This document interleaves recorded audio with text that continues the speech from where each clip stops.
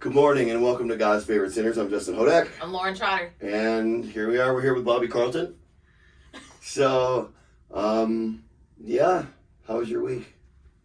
My week was good. Yeah. Like I've got the nonprofit up and running. Mm-hmm. I had my first board meeting. It was super exciting. I'm going to help lots of people. That's my new goal. I'm debating dating.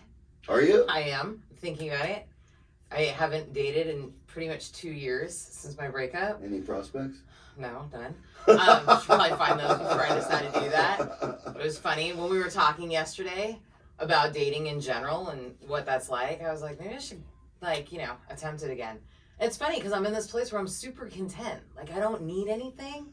And, They say that's the best place you should be when you date. Yeah. And it's like, it was funny because I was thinking about it. And I was like, well, why would I want to date? Like, what, you know what I mean? Yeah. And I was like, I don't know. It'd be kind of fun.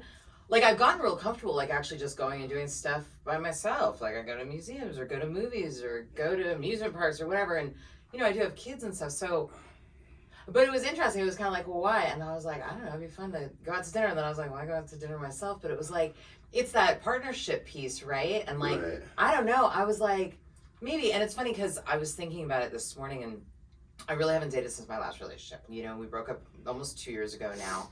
And I've thought about it a couple times, or I've gone on 1 or 2 dates and been like, yeah, I'm not ready yet. And my last relationship I was in, and I was planning on marrying him, and spending the rest of my life with him. And he made a decision that he didn't want to get married, and I did, and it was that simple. And it wasn't like a big blow up. It wasn't any of that, but it hurt, And talking about faith and talking about God and all of that stuff, I decided this was the first time I really spent a lot of time just working on myself and healing and getting to a place where I was super comfortable. And then I got real comfortable being comfortable, and I was kind of I don't know, what do I need? So it's kind of cool because I was like, all right, maybe I'll give it a shot. And well, it's interesting, a lot of people, that's how it goes, right? They go to these places where they heal for a long time, and then they get so used to being alone that then they don't even want to bring anybody in their energy. Yeah. And I don't know if it's a good thing or a bad thing, because it's you're guarding yourself from being hurt, because being hurt sucks, right? You know what's funny though? I'm cool with it. I'm totally down to get hurt. It was not a problem for me this time, to be honest.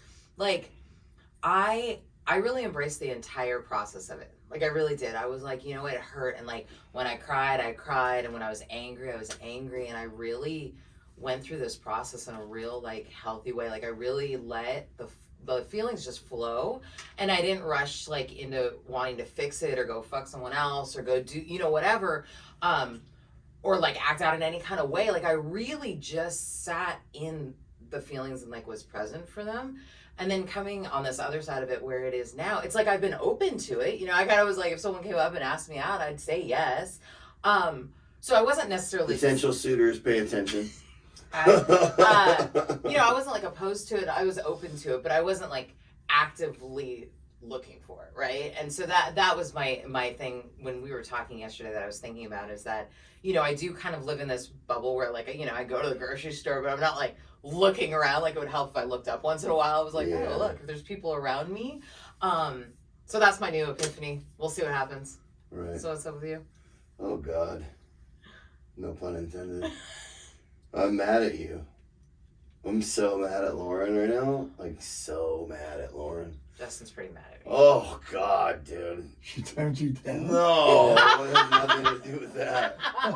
No, so Lauren challenged me a couple weeks ago, because I've been in this weird transition phase, and I'm with God, not getting what I wanted and praying for things. So Lauren said, I challenge you to pray to God to become the man that he wants you to be. And I'll be damned, dude. I'll be damned. Dude, in the last, just couple weeks, I've been struck not liking the things that I thought that I like, and basically having, an ego death, and, an identity, being, crushed, and just, we were, walking around the block yesterday, and I'm sobbing, right? I'm sobbing. Have you ever seen a grown man cry? It's ugly. It's disgusting. Right? Is what I think, right? It can be touching when it's authentic. Oh, dude, it's so authentic. The death of self is painful. It was the death. But chicks always say that's so attractive. Well, when you cry, and then they boogie. It's so sweet. He's I'm gonna so go with the nice. guy that So doesn't cry. cute. And yeah, I mean, dude, we were walking. We went for a walk yesterday, and just, I mean, she's like, if you need to see yourself the way others see you, she's like, you know, you create this persona, and I know the persona, right? Like it's Hodak, right? Yeah. There's Justin, and there's Hodak, right? And then there's like this persona, this, like you were saying, this bravado of like, oh, nothing bothers me, and da da da da da. But then to see the way that my friends see me, right? Yeah. And just I'm paraphrasing for you because I'm not like talking about like myself of what I think of myself. These were your words. You know, you got a heart of gold. You do anything for anybody. Like you're genuine, you're authentic, you're emotional, you're sensitive, and like just trying to be that 24/7.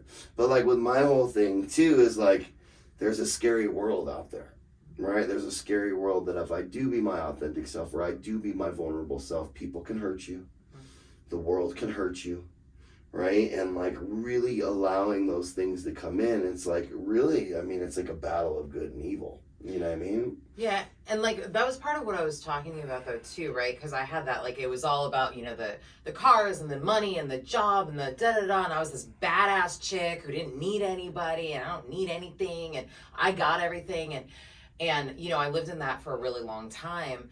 And when I did, you know, really go through all of, I mean, I did a bunch of trauma therapy, I did a whole bunch of like, got my ass handed to me by the world in general, you know, and that fall from who I wanted you to see me as, right? And then really getting down to like, who is Lauren, and like how to just be Lauren, and like just being me, being good enough, like, and not having it based on what I had or who I'm presenting or the money or the, you know, the stuff. Right. And it's like letting go of that is really painful.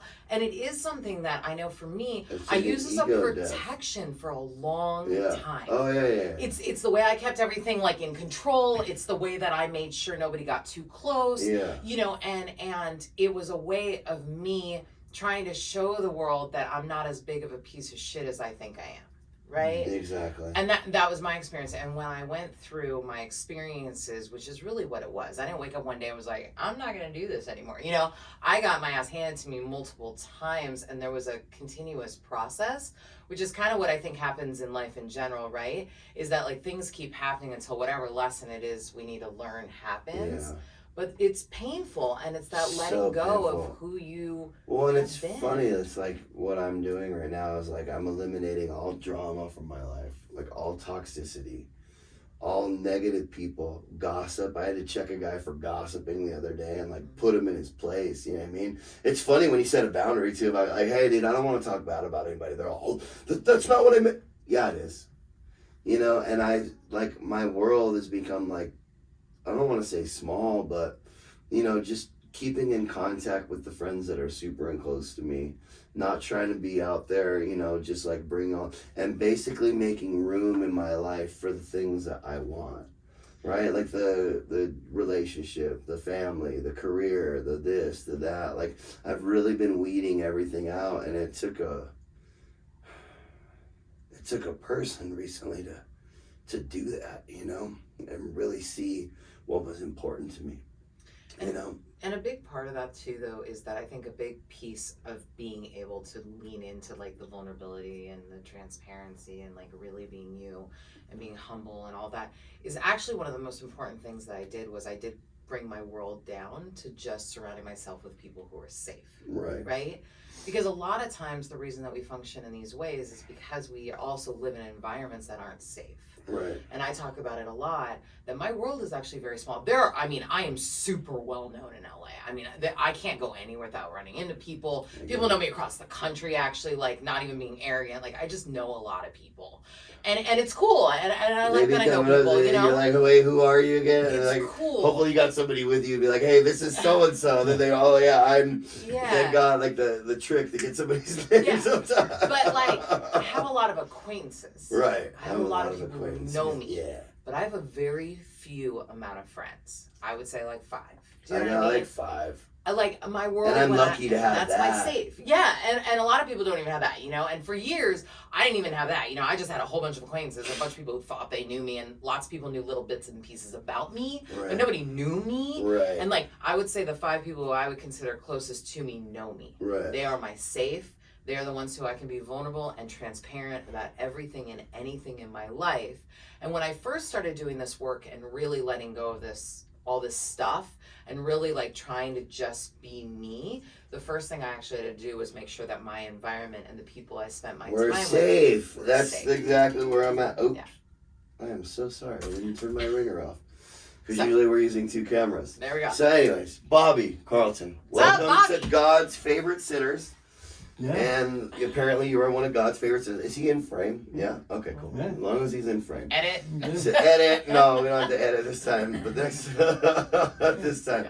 So it was funny how Bobby came to be on the podcast because he's like friend of a friend, right? And like my buddy Sam was there, and then Sam tried to get me to do Andrea to do the podcast, and Andrea was going to get Ashley to do the podcast, and then Bobby was there with us at lunch. He's like, have Bobby do the podcast.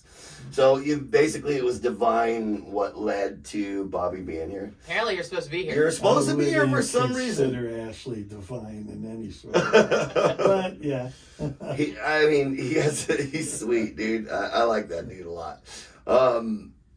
So tell us about your path and like how, you know, like I know you said you're not the most spiritual of people, but obviously God was divinely intervening you because I know a little bit about your story, Yeah. and it's pretty gnarly. So I I did give him a little bit of background, so I should probably give the people also. So the idea behind this podcast is that we just discuss what it's like searching, right? And someone brought up that we should bring it up each podcast in case someone comes in the middle of it and be like, what are these people talking about?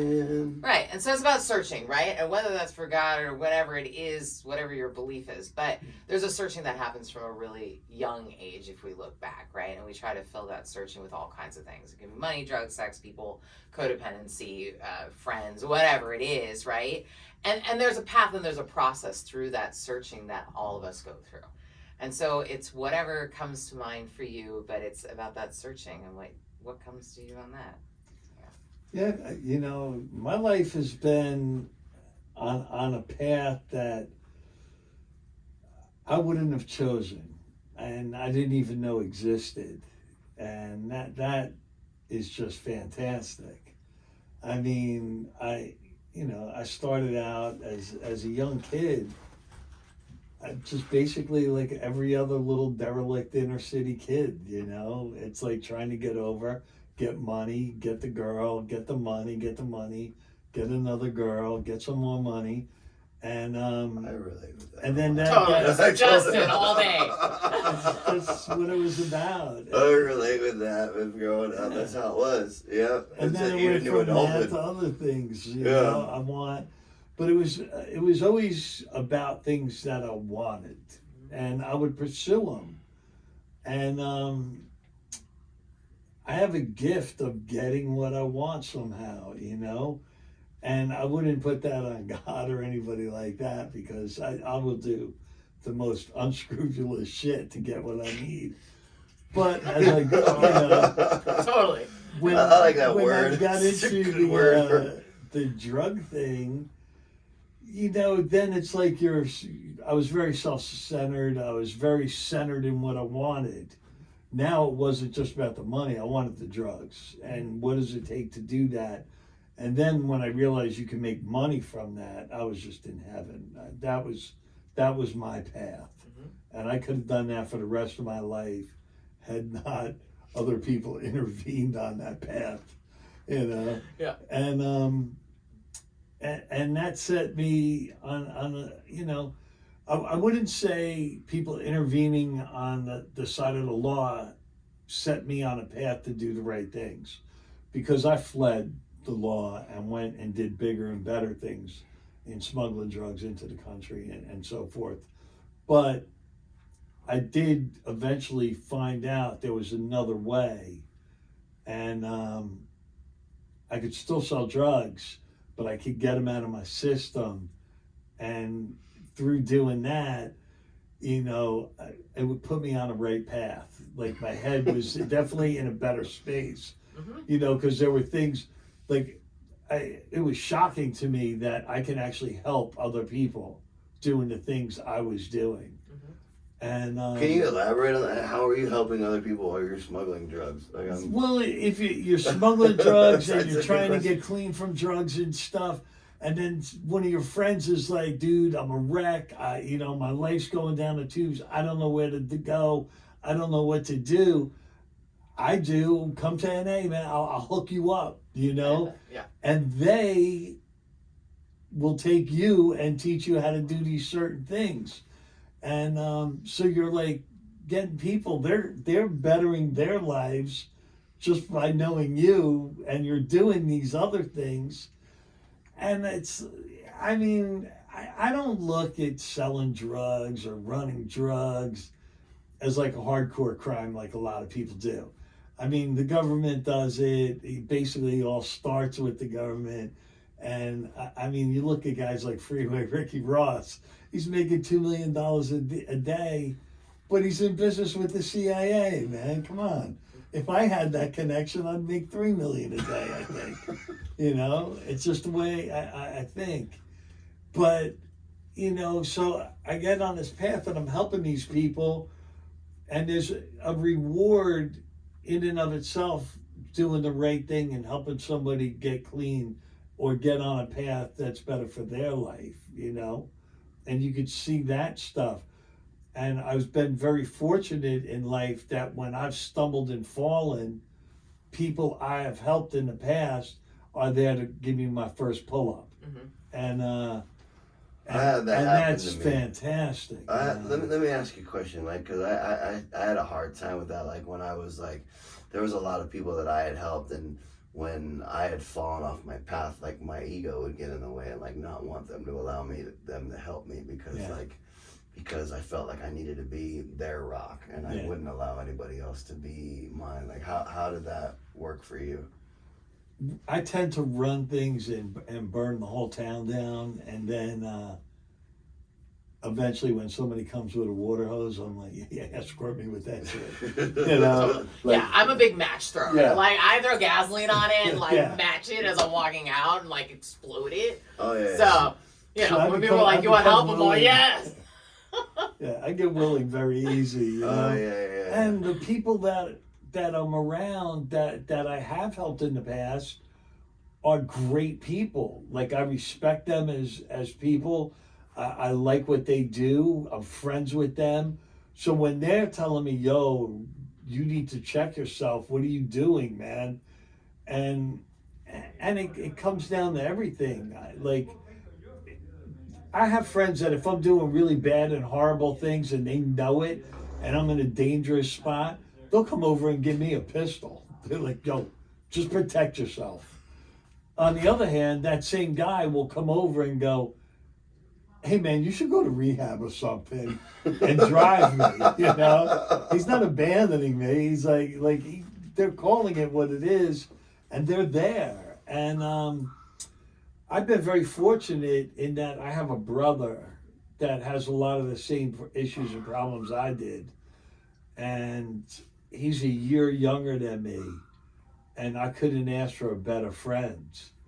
And when I got clean, I didn't try to get him clean. He ended up seeing what I was doing, and he was like, oh, maybe I could do that. And they have like I was in this like therapy thing. Nothing against therapy, it just don't work for me. I don't like it. I don't agree with it. It's like, come on, man. You don't know me, I don't know you, and in 1 hour we're gonna solve my problems. I got issues, dude. I got fucking problems that have problems, you know? So that just doesn't work for me, that concept, you know? And I like the ones that are like, well, you're really like, you're good as a person, take these pills. Well, if I'm good as a person, why am I eating your pills? I'll buy my own, dude. You know? And but he's the best, man, and he's a great example of the person that I would like to be like. And it's almost hard to like to describe him as a person, but like when we were kids, in school, kids group, we'd be like I guess you'd call us heads, but we played sports. We were very, very into sports. And he was a tough guy. He's like, no doubt about it. He is a tough guy. And like jock guys would beat up nerd guys. I'm just generalizing. Yeah. He would see that, walk up, hit the jock guy, and be like, yo, dude, pick on a real man. And then the nerd guy would be like, thinking that he's friends with him, and be like, dude, I don't want to hang out with you. It's just that's wrong. Yeah. So he knows what is right, what is wrong, and he will defend that. That's like me having a and moral I love compass. that, man. I love that in people. Yeah. Because they know that's wrong, but they don't just sit there and say it. They act upon it. And that, I'd like to be more like my brother in that sense.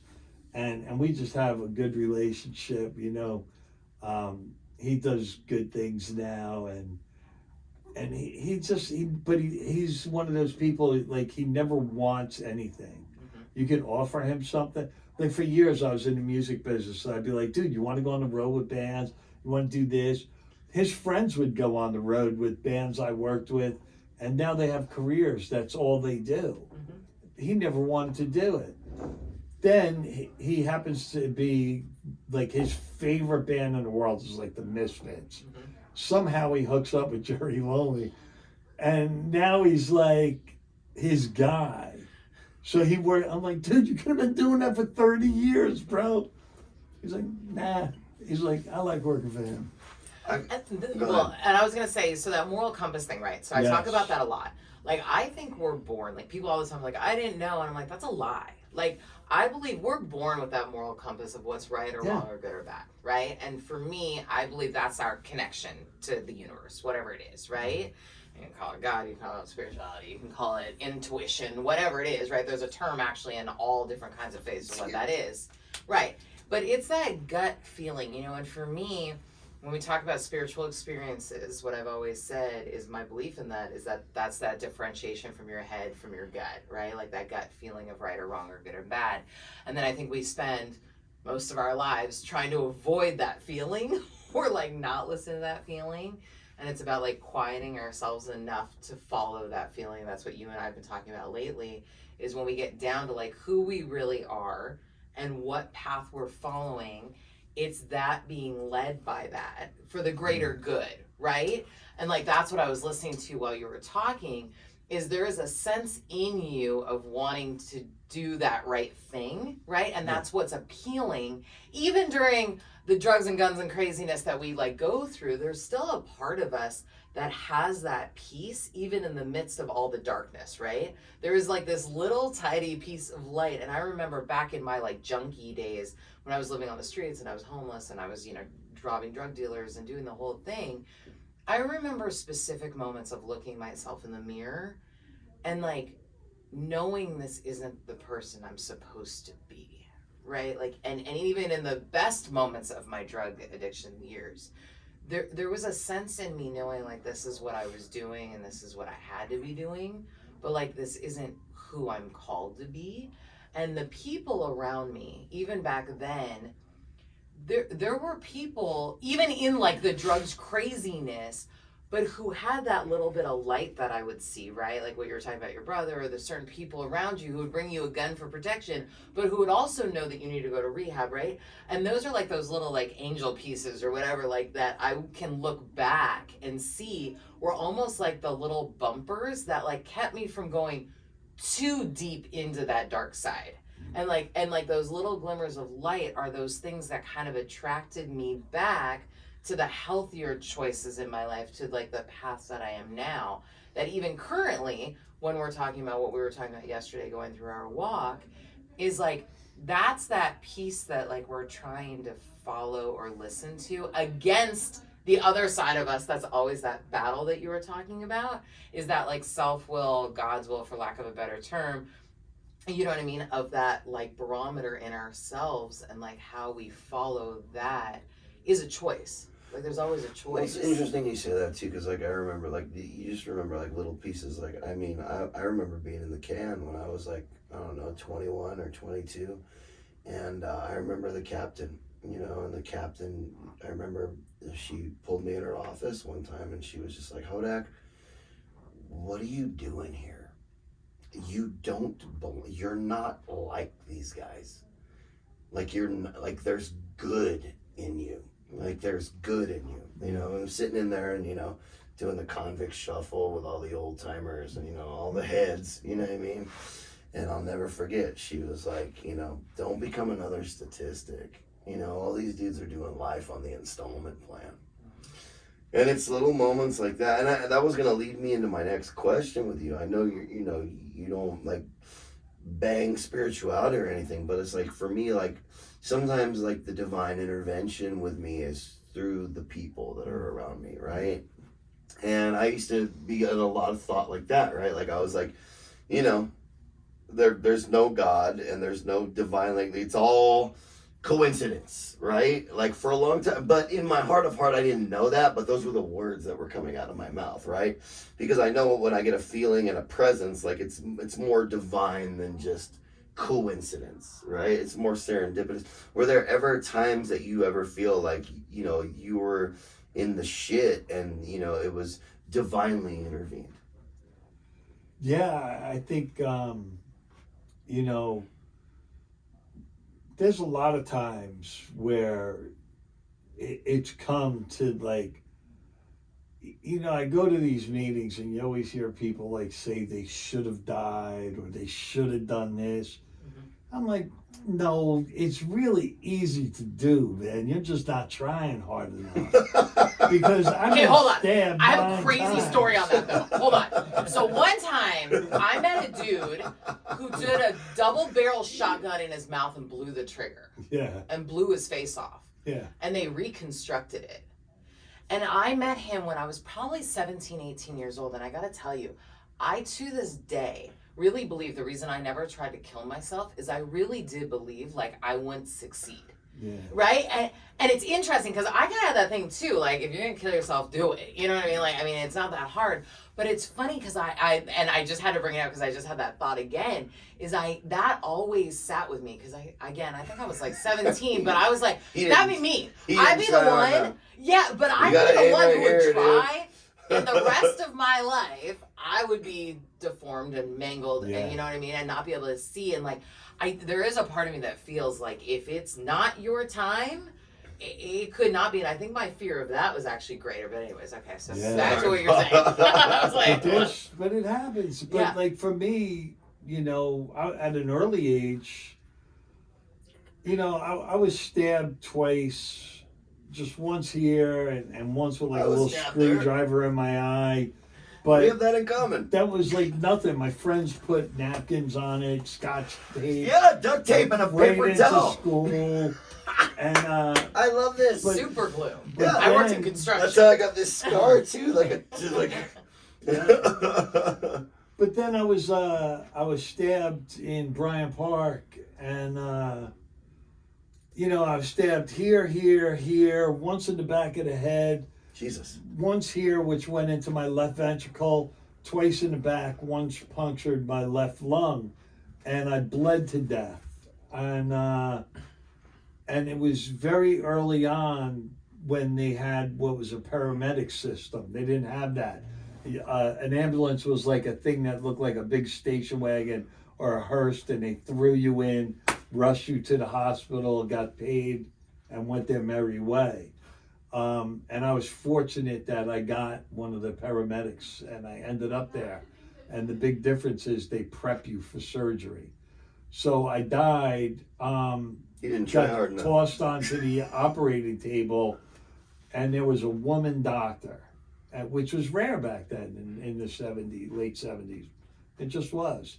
And she had a child a little bit before me, maybe a year or so, and I was just a kid to her. You know, nothing, no judgments or anything. And they weren't bringing me back, and they had me. What they do when they do open heart surgery is they slit you this way if it's a rush job. If they're doing it regular, they go down. So they slit me open, they break your ribs, they have you open like that.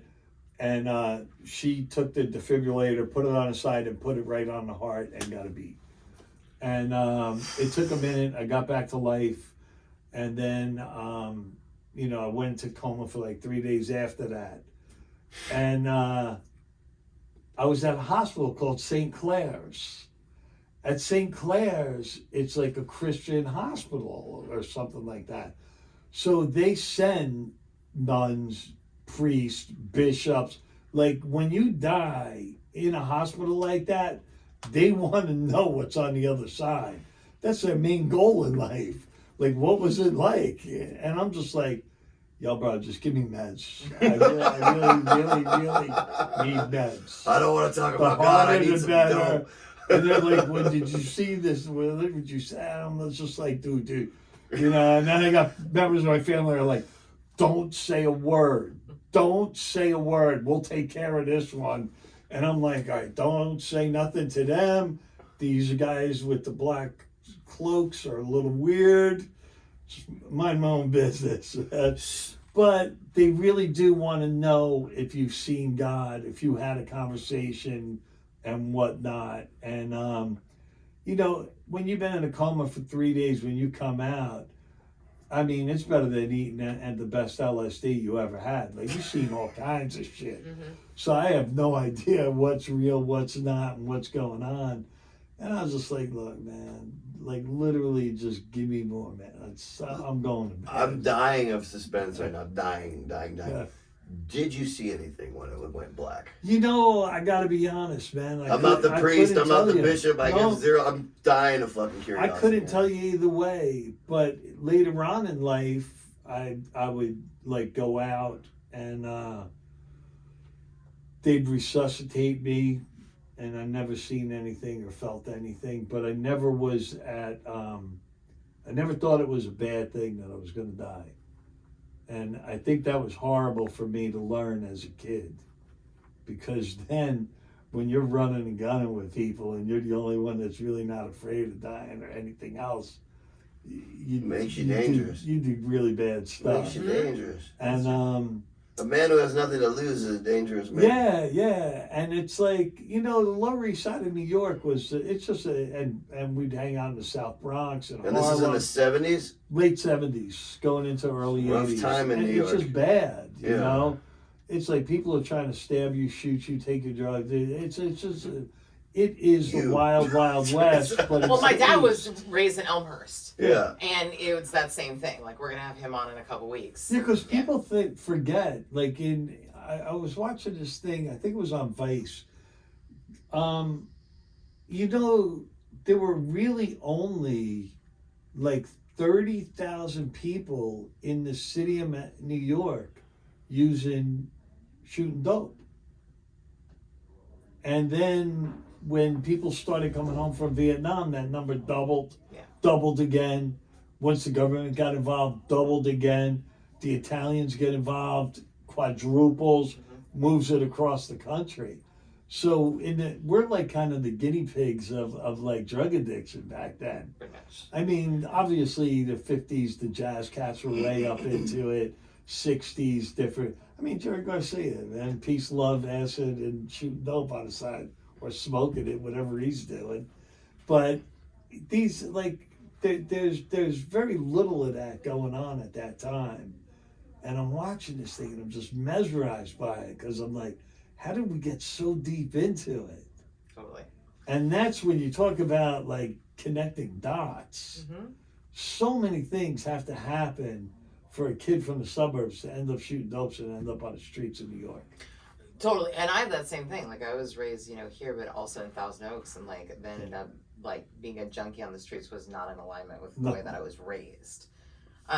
So today, my question is, right? Yes. So today, like, where are you at just in your journey, right? Like, you've gone through all these crazy experiences, right? And I think that's always the big thing, right? And today, obviously, none of us sitting here gunning, drugging, and doing that, right? Yes. So, and we're living lives in a different way than what we have, right? And it doesn't mean they're perfect. It doesn't mean that we're not constantly growing and changing and stuff. But what's kind of your barometer today with the way that you kind of live your life, right? Like, I'm comfortable with it, you know, but I'm old, so it's like, I think, you know, this is verbatim. There's an old quote some writer said or something, or maybe they just did in an interview, but they said, life is lived forward, but it's learned backwards. Mhm. You know, so I think the older you get, the more you know. Yeah. But you're living to get to that knowledge. You're going. Mm-hmm. And when you're a kid, you don't know anything, you know.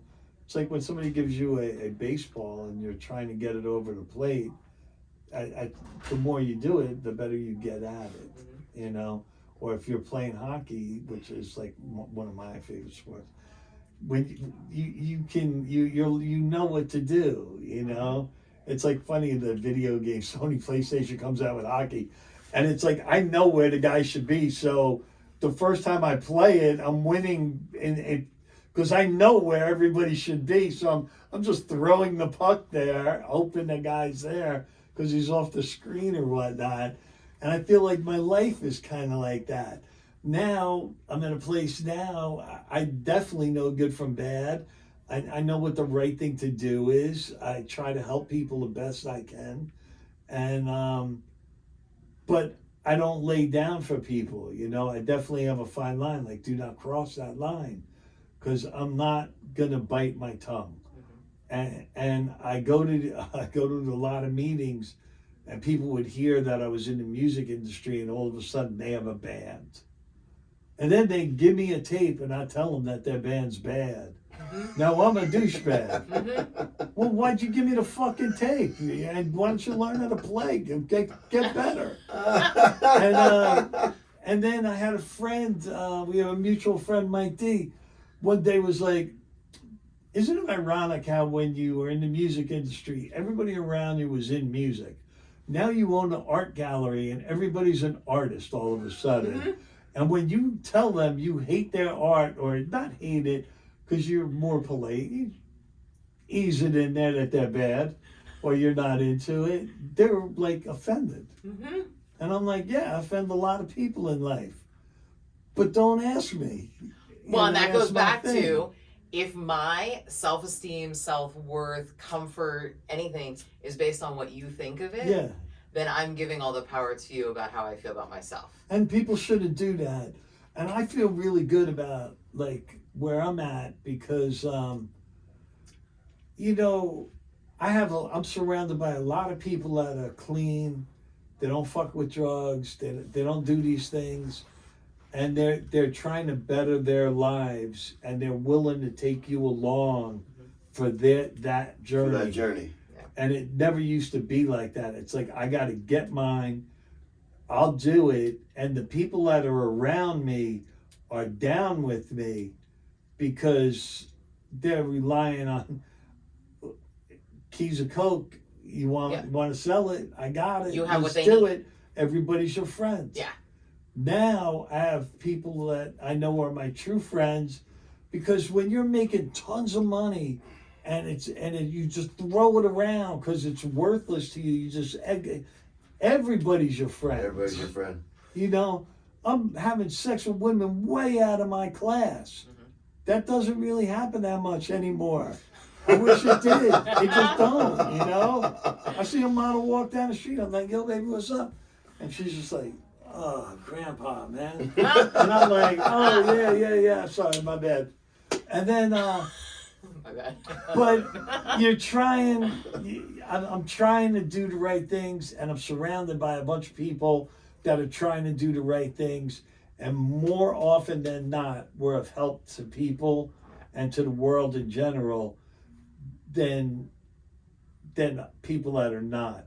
Like I look at what's going on in all different parts of the world, and it's like it seems there's a force that's trying to separate everybody by something.